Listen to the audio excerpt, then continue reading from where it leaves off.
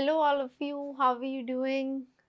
Okay, now today I have got some vocabulary for you here. ये vocabulary मैंने specially CDS past paper से ही collect करी है. Now I want to give you some information. हमें vocabulary learn करनी है. Exam से हमारे एंटोनिम्स आते हैं, सिनोनिम्स आते हैं. एंटोनिम्स होती है ऑपोजिट वर्ड्स, सिनोनिम्स होते हैं वर्ड्स जिनके सेम मीनिंग है. जैसे हिंदी में पर्यायवाची शब्द होते हैं, वो होते हैं synonyms. I have written 2 examples in front of you to make you explain and understand better. अब आपको एग्जाम में 2 तरीक़े से आ सकते हैं, चाहे वो एंटोनिम्स हो सिनोनिम्स हो, 2 पैटर्न से आ सकते हैं. एक तरीका ये है, जैसे पहला एग्जाम्पल है, एग्जामिनर हमें सिर्फ एक वर्ड दे देगा और 4 ऑप्शंस दे देगा ABCD. अब मीनिंग आपको अगर उस वर्ड का पता है तो आप जो भी आपको सूटेबल आंसर लगता है, आप चारों में से एक ही मार्क करेंगे. 2-3 नहीं मार्क करने होते, 4 में से एक ही ऑप्शन करेक्ट होता है. सो जो भी आपको लगता है इसका सिनोनिम है, मतलब नियरेस्ट वर्ड जिसका नियरेस्ट मीनिंग हो, तो आप उसको मार्क कर आएंगे. सेकेंड एग्जाम्पल आपने देखा, यहाँ पर वर्ड नहीं दिया, एग्जामिनर ने पूरा सेंटेंस दे दिया. ये एक्चुअली थोड़ा इजी हो जाता है, बिकॉज यहाँ पर जब सेंटेंस दे दिया, अगर हमें उस वर्ड का मतलब नहीं भी पता, तब भी सेंटेंस पढ़ के हम उस वर्ड को लिंक कर सकते हैं कि क्या मीनिंग होगा, एक आइडिया लग जाता है. अब जैसे सेकंड सेंटेंस है, he is not cut out to be a teacher. यहाँ पे कट आउट को हाईलाइट करा गया है, कैपिटल्स में लिखा है. तो अब जो 4 ऑप्शंस हैं, उन 4 में से आपको एक ऑप्शन सेलेक्ट करना है जो बिल्कुल अप्रोप्रिएट है as a synonym of cut out. तो अब हमें सपोज कट आउट का मतलब नहीं पता, बट इतना तो पता है कट मतलब काटना, आउट मतलब बाहर. मतलब इसका मतलब कोई पॉजिटिव तो इसका मतलब नहीं है. डेफिनेटली इसका मतलब कुछ ऐसा ही है कि अगर कोई बिल्कुल सूटेबल नहीं है, उसको हम बाहर कर देते हैं.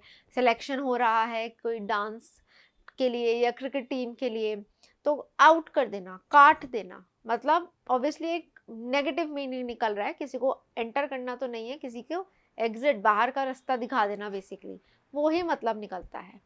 तो अब हमने पढ़े 4 options, trend, suited, selected and guided.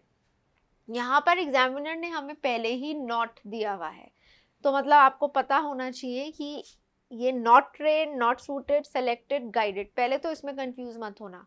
कई बार स्टूडेंट नॉट तो पढ़ेंगे नहीं और सिर्फ कट आउट पढ़ा और मतलब इसका मतलब ही है काइंड ऑफ नेगेटिव, और सोचेंगे कि इसका मतलब है ट्रेन, सूटेड या सिलेक्टेड, गाइडेड पढ़ना है. बट उस नॉट को मत भूलना, मतलब नहीं है ट्रेन, सूटेड, गाइडेड या selected. So read the sentence again and again.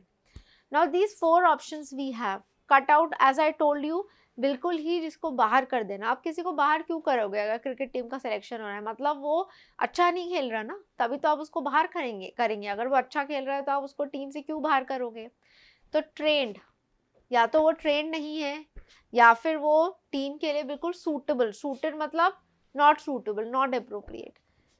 या फिर सेलेक्टेड नहीं है, या गाइडेड. देखो सेलेक्टेड तो पहले ही उसको क्रॉस कर दोगे, और गाइडेड भी, because these 2 words does not make sense here. Not selected ये तो अंडरस्टूड ही है, कट आउट मीन्स वो बाहर हो गया. Not guided to be a teacher, again guided word does not also fit here. Now we have 2 options here, trained और suited. या तो होगा he is not trained to be a teacher, या he is not suited. क्योंकि cut out का मतलब होता है बेसिकली बाहर कर देना, उसका ट्रेनिंग से कोई मतलब नहीं है. उसका मतलब है किसी को बिल्कुल ही बाहर कर देना. अगर वो पर्सन उस जॉब के लिए अप्रोप्रिएट ही नहीं है, सूटेबल ही नहीं है, तभी तो आप उसमें कोई कमी होगी ना, तभी तो उसको बाहर करोगे. सो दैट इज वाई आपका सही आंसर क्या होगा यहाँ पे? Suited. Suited is the correct answer. He is not suited to be a teacher. Cut out means absolutely no for something. Got it? अब पहले वाले एग्जाम्पल पे आते हैं. यहाँ पर एग्जामिनर ने हमें कोई सेंटेंस नहीं दिया, तो अब थोड़ा मुश्किल हो गया. सिर्फ एक वर्ड हमारे सामने है, अब हम इसका मतलब कैसे लिंक भी नहीं कर सकते, कहीं से कोई आइडिया भी नहीं ले सकते, और अगर हमें नहीं पता. अब आपका वर्ड है हॉस्टिलिटी. मीनिंग मैंने लिख दिया, बट ऑब्वियसली वहाँ मीनिंग नहीं आएगा और आपको नहीं पता होगा. 4 ऑप्शन है, illness, enmity, disturbance, this is C option, disturbance and derogatory. अब hostility, बेसिकली आप इसको कुछ लिंक करके देखो, या तो रूट वर्ड्स पढ़ो, hostile, what is the meaning of hostile? Means किसी को बिल्कुल जैसे बांध कर रख देना या बिल्कुल अलग कर देना, सेपरेट कर देना, तो ये भी कोई अच्छी बात नहीं है। It kind of gives a negative meaning. आप किसी को हॉस्टाइल क्यों करोगे? कोई हमारा दुश्मन होगा तभी करोगे ना, उसको प्रिजन में डाल दोगे या उसको बिल्कुल अकेला छोड़ दोगे, पनिश करोगे, दैट इज हॉस्टाइल। उसको क्यों करोगे? क्योंकि हमारा दुश्मन है, सपोज हम उसको नहीं लाइक करते या कोई हमारी दुश्मनी है उससे, कोई कुछ भी है नेगेटिव हमारे बीच में, तभी तो हम उसको हॉस्टाइल वर्ड वहाँ यूज करेंगे। सो बेसिकली इस तरह से लिंक करो। अब हमने देखा illness, enmity, disturbance and derogatory. Now the meaning of derogatory is किसी को इल रिमार्क्स देना, किसी को गलत बात बोलना, बार बार किसी की बेइज्जती करना। तो यहाँ पर तो मुझे नहीं लगता हॉस्टिलिटी का इससे कोई सेंस बन रहा है। Then we come to disturbance. Disturbance मतलब किसी को परेशान करना. Again it does not make sense because I told you hostile refers to like दुश्मनी होना किसी से, तभी तो आप उसको अलग करेंगे और उसको केज करेंगे या प्रिजन करेंगे. Then illness and enmity. Illness again बीमारी से कोई मतलब नहीं है, दुश्मनी से मतलब है. अब ये वर्ड आ गया enmity. Enemy नहीं आया but enmity. So it is related to the word enemy. So what is going to be the correct answer here? Enmity. Enmity is the correct answer, क्योंकि हॉस्टिलिटी का मतलब है अनफ्रेंडली और aggressive feeling, किसी के प्रति बुरा व्यवहार करना, एग्रेसिव या अनफ्रेंडली फीलिंग्स होना दिल में, तो उसको बोलते हैं hostility. Okay, now the next example is, suppose if the examiner gives you a word defect. अब डिफेक्ट आई थिंक सब लोगों को ये वर्ड पता है, डिफेक्ट होना. हम कोई टीवी खरीदते हैं, नहीं चल रहा, कुछ डिफेक्ट है या खराब चल रहा है, डिफेक्ट है. अब ऑप्शन देखो, एग्जामिनर ने 4 दे दिए, loss, harm, shortcoming and delicate. है तो चारों मिलते जुलते ही. तो अब हमें चूज करना है कि करेक्ट ऑप्शन कौन सा है, कौन सा सिनोनिम है जिसका यही मतलब निकलता है, डिफेक्ट. पहले हम देखते हैं लॉस. लॉस मतलब होता है नुकसान. मेरे हिसाब से नुकसान तो नहीं हो सकता, क्योंकि डिफेक्ट मतलब होता है कोई कमी होना ना, किसी चीज में कमी होना. तो लॉस, उससे क्या, लॉस मतलब तो नुकसान होना या किसी चीज को बेसिकली आपका किसी डील में, बिजनेस में कोई नुकसान हो गया, दैट इज लॉस. वो डिफेक्ट तो नहीं होगा. Then next is harm. Harm again means नुकसान होना या किसी को नुकसान पहुंचाना. जब हम पर्सन की बात करते हैं, जैसे we should not harm animals, we should not harm anybody, तो मतलब किसी को नुकसान नहीं पहुंचाना. तो अगेन इसमें कमी से कोई मतलब नहीं निकल रहा. Then we come to shortcoming. Shortcoming, अब सपोज आपको इस वर्ड का मतलब नहीं पता. शॉर्ट मतलब होता है कम होना, जो चीज आ रही है उसमें कम होना, कमी होना. तो इसका थोड़ा बहुत हमें हिंट मिल रहा है कि कुछ कमी तो एटलीस्ट शॉर्ट, कम होना कुछ तो मिलता जुलता है. फिर भी हम नेक्स्ट ऑप्शन देख लेते हैं, डेलिकेट. डेलिकेट मतलब नाजुक. नाजुक तो बिल्कुल ही कोई सेंस ही नहीं बन रहा. नाजुक और कमी होना तो कोई सेंस नहीं बन रहा, they are not interrelated. So out of the 4 options according to me shortcoming is the most appropriate answer. Because although अगर मैंने ये वर्ड नहीं सुना, मुझे नहीं पता, बट मैं इसको ब्रेक कर सकती हूँ. You can always break the words. Short मतलब कम, सॉरी, शॉर्ट मतलब छोटा, कमिंग मतलब कोई चीज़ आना.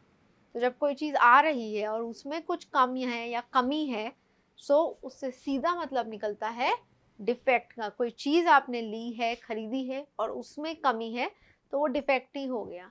सो that is why I can say synonym of defect is shortcoming. Next, अब ये मैंने जो बताया था, नेक्स्ट टाइप ऑफ एग्जाम्पल आपको एग्जामिनर सेंटेंस फॉर्म में भी दे सकते हैं. जैसे modern man is pragmatic in his feelings. अब यहाँ ये वर्ड हाईलाइटेड है, प्रॉग्मेटिक. अब सपोज मैंने ये वर्ड नहीं सुना और एग्जाम में आ जाता है ना, how am I going to figure out कि इसमें से चारों में से अप्रोप्रिएट आंसर कौन सा है. पहले ऑप्शंस पढ़ते हैं, प्रैक्टिकल, प्लेफुल, कैजुअल, क्लेवर. ठीक है, अभी तो चारों ही ठीक लग रहे हैं. सेंटेंस को दोबारा पढ़ते हैं. The word modern and the word feelings, मतलब जो भी इसका आंसर है, पहली बात तो वो feelings, it should be a kind of a feeling. Clever तो मेरे हिसाब से क्वालिटी हो गई, जैसे he is a clever boy, it is not a feeling. तो इसलिए उसको तो मैंने फिलहाल आउट कर दिया. बिल्कुल आप कह सकते हो लास्ट ऑप्शन रख लिएगा, कुछ भी समझ नहीं आएगा तो तब की तब देखेंगे. For now it is out, cut out, totally cut out. Then practical, playful, casual. ठीक है, कैजुअल फीलिंग्स होती हैं, प्लेफुल भी होती हैं, प्रैक्टिकल भी होती हैं. Now the word modern, modern की बात हो रही है। आजकल का जो व्यक्ति है या आजकल का जो आदमी है वो प्रॉग्मेटिक है अपनी फीलिंग्स में। तो जनरली यही कहा जाता है कि पहले लोग प्रैक्टिकल नहीं होते थे, बहुत रिलीजियस होते थे या फर्म बिलीवर्स होते थे या सुपरस्टिशियस होते थे, बेसिकली पुराने ख्यालात के होते थे, तो वो इसलिए प्रैक्टिकल नहीं हो पाते थे, सोचते रह जाते थे ये नहीं, इस दिन ये नहीं करना, ये नहीं खाना, वो नहीं करना, इसको ऐसे नहीं बोलना, प्रैक्टिकल नहीं हो पाते थे लाइफ में। अब आजकल जो लोग हैं वो ज़्यादा प्रैक्टिकल हैं, मतलब सोचते कम है और करते ज़्यादा है, एकदम फास्ट है अपने एक्शंस में, पुरानी बातों को लेके नहीं बैठते, पुराने विश्वास और जो भी हमारे फर्म बिलीव्स हैं उनको लेके नहीं बैठते, अपना सोचते हैं और अपना करते हैं। तो इसलिए मैंने ये सोचा कि मॉडर्न मैन है, फीलिंग्स की बात है, तो practical may be the right answer. तो मैंने प्रैक्टिकल को रख लिया ऑप्शन में। प्लेफुल, प्लेफुल मुझे करेक्ट नहीं लग रहा है, या तो फिर कैजुअल हो सकता है, तो या तो यहाँ पे कैजुअल सही होगा या प्रैक्टिकल सही होगा। So read the sentence again and again. अगर ऐसा कोई डाउट आपको आ जाता है, हमारे पास दो ऑप्शंस बचते हैं, एक प्रैक्टिकल और एक casual.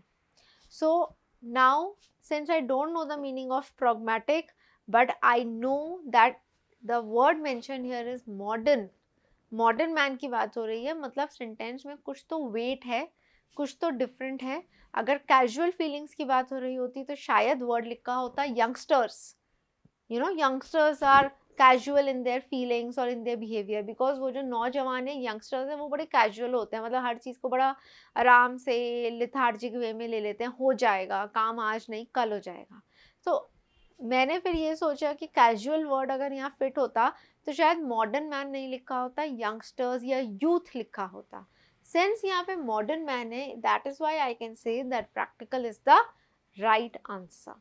So according to me the right answer to this is pragmatic, practical, जो मुझे एक्चुअली पता चलता है मॉडर्न वर्ड से।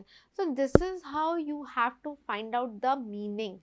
ऑप्शंस को ही पढ़ के एक्चुअली आपने, अगर मतलब नहीं पता, सेंटेंस है, सेंटेंस ठीक है और सिर्फ वर्ड है, तो ऑप्शंस को ही पढ़ के आपको ही उनका मतलब समझ के ही लिंक अप करना है। Okay, the next example is again it is in sentence form.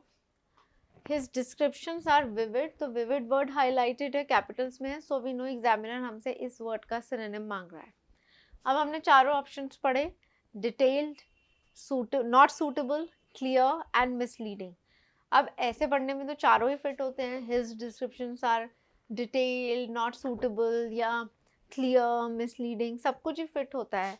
तो ऐसे वर्ड्स में ये एक्चुअली बहुत बेसिक वर्ड है। विविड का मतलब होता है क्लियर, साफ होना, विविड का मतलब होता है clear. So now you people tell me which is the correct option here. Detail, not suitable, clear यहाँ लिखा ही है, या misleading. So we know that clear is the right option to this. अब अगर सपोज आपको विविड का मतलब नहीं पता और अब हमें फाइंड आउट करना है क्या मीनिंग है, तो यहाँ थोड़ा कॉम्प्लिकेटेड हो सकता है, क्योंकि ये चारों ही ऑप्शंस फिट हो रहे हैं सेंटेंस में and we are not getting any clue. Obviously description detail भी हो सकता है, बट एक थोड़ा ग्रामेटिकल आप देख सकते हो, जैसे यहाँ आर दिया है एग्जामिनर ने। Okay, his descriptions are detailed. His description is in detail. ज़्यादा अप्रोप्रिएट है अगर हम सेंटेंस फॉर्मेशन देखेंगे, इसलिए मैं कह सकती हूँ कि यहाँ पे may be detail word correct नहीं होगा। मैं अब थोड़ा ग्रामर पॉइंट ऑफ व्यू से देखते हैं।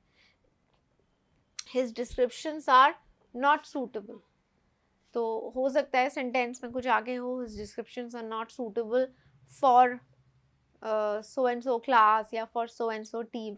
एज सच सेंटेंस कोई एक्सटेंडेड नहीं है, सेंटेंस यहीं एंड हो गया। Then we come to misleading, his descriptions are misleading. Yes, misleading का fits properly, clear fits properly. So यहाँ थोड़ा कंफ्यूजन हो सकता है आपको, तो इसलिए वोकैब का स्ट्रॉन्ग होना बहुत ज़रूरी है and this is a very simple word. तो जिन स्टूडेंट्स को मतलब नहीं पता, learn it now with me please. Vivid का मतलब होता है क्लियर। अब सपोज एग्जामिनर इसका आपको एंटोनिम दे सकता है, सेम सेंटेंस दे दिया, अब ऑप्शंस ऑपोजिट कर दिए, क्लियर का कर दिया सपोज नॉट क्लियर, फॉगी, इस टाइप से कुछ दे दिया। ट्रांसलूसेंट वो भी होता है जब आप पार्शली कोई चीज़ के थ्रू देख सकते हैं, कम्प्लीटली नहीं, तो नॉट क्लियर हो गया वो भी। तो ऐसे एग्जामिनर एंटोनिम फॉर्म में भी दे सकता है, तो सिर्फ मतलब पता होगा तो सिनोनिम एंटोनिम्स जो भी दे आप उसको इजीली सॉल्व कर सकते हैं। तो जिन स्टूडेंट्स को इस वर्ड का मतलब नहीं पता, please learn it now from my video. The next one is poignant. अब पॉइग्नेंट का मीनिंग अब मैंने अभी यहाँ नहीं लिखा है, पहले ऑप्शंस पढ़ते हैं। बिटर, डीप, पेनफुल या शार्प। बिटर पढ़ के पहले मुझे लगा कि शायद कोई खट्टी चीज़ की बात हो रही है, बट जब मैंने बाकी ऑप्शंस पढ़े, डीप गहरा, पेनफुल मतलब बहुत दर्द वाला होना, या शार्प मतलब तेज होना, तो मतलब ये किसी खाने पीने की खट्टी या किसी चीज़ की बात तो हो नहीं रही। According to me very painful या डीप तो फीलिंग्स की बात हो सकती है, राइट? तो it is referring to feelings. Bitter feeling, हम किसी से दुश्मनी होती है, अगेन एनिमिटी होती है, तो वी से we have bitter feelings for him. Deep बहुत ज़्यादा फील करना, वेरी पेनफुल, या sharp. So sharp feelings means बहुत स्ट्रॉन्ग फीलिंग्स होना। सो अब मैंने सिर्फ इतना ढूंढ लिया कि एटलीस्ट ये खाने पीने, बिटर से पढ़ के खाने पीने की चीज़ लगी थी 1 मिनट के लिए, एटलीस्ट वो तो नहीं है, ये कुछ फीलिंग्स से रिलेटेड टर्म्स हैं। अब पॉइग्नेंट का मीनिंग क्या होगा? Now actually the meaning of poignant is very painful. The meaning of poignant is जब आप बहुत ज़्यादा डीपली हर्ट हो जाते हैं, मतलब अगर आपको चोट पहुंचती है और बहुत ज़्यादा डीपली, तो एक ऑप्शन हो गया डीप, दूसरा हो गया very painful. So basically very painful is the appropriate answer here, क्योंकि हमें किसी बात से चोट लगती है, मतलब एक नेगेटिव वे में यूज हो रहा है ये, मतलब एक ऐसी फीलिंग होना जो बर्दाश्त नहीं होती, that is the meaning of poignant. जो ऐसी कोई फील होना जो हमसे बर्दाश्त नहीं हो रही, तो ये एक नेगेटिव वे में ही यूज हो रही है। तो डीप भी वर्ड इसलिए करेक्ट नहीं होगा यहाँ पे, क्योंकि डीप तो किसी अच्छे पॉजिटिव फीलिंग के लिए भी यूज हो सकता है, पर पेनफुल, दर्द एक पॉजिटिव वे में नहीं यूज होगा, पेनफुल वर्ड एक नेगेटिव वे में ही यूज होगा। So the correct answer is very painful.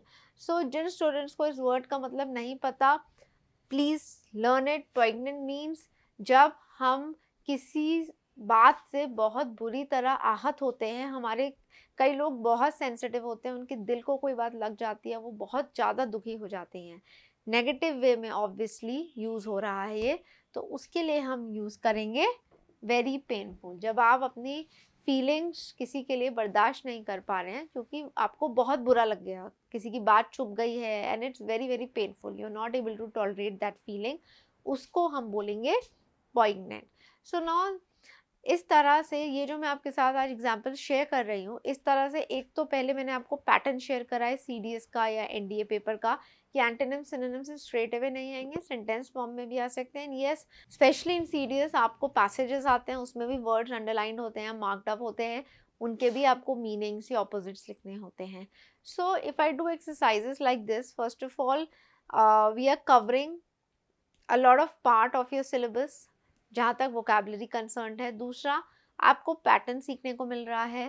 Third, I am not saying all words can be linked up, या सबको ब्रेक डाउन करके आप मीनिंग निकाल सकते हैं, बट काफ़ी वर्ड्स का तो एटलीस्ट वो तो हम सीख ही सकते हैं कि कैसे वर्ड्स को ब्रेक करके या लिंक करके या हिंट करके हम उसका कुछ तो एटलीस्ट आसपास का मतलब तो ढूंढ ही सकते हैं, मीनिंग या ऑपोजिट। मीनिंग ये मिल जाएगा तो भी ऑपोजिट समझ आ जाएगा ना आपको। और जो वर्ड्स बिल्कुल ही नहीं लिंक अप हो सकते, so that is why I am covering all type of words, उनके मीनिंग आप सीखेंगे। Now visually you are seeing me, तो आपको डेफिनेटली मीनिंग याद हो जाएगा। अगर मैं आपको एक बुक दे देती हूँ, वोकैबुलरी शीट दे देती हूँ, so I know you will say it's very boring, very monotonous, हम नहीं कर सकते, आप बहुत टाइम लोगे। बट विजुअली जब आप कोई चीज़ देखते हैं या सुनते हैं, वो ज़्यादा इम्पैक्ट छोड़ती है हमारी मेमोरी पे। So now I am going to have short sessions like this, few words in every session of mine, so आपकी ही उसमें practice होगी, you will learn the meanings. So in the next class I am again going to come up with more words, vocabulary I'll pick up from the past year papers only, so we know the pattern कि examiner क्या words और क्या pattern basically follow कर रहा है। they may be repeated, they may not be, but we get an idea, एक practice हो रही है हमारी। okay, so in the next class I'll see you all with a list of new words. Thank you very much. Hope you liked the video. If you have any comments, if you have any suggestion, if you want to share anything, please, you're most welcome to do so in the comment section. Thank you.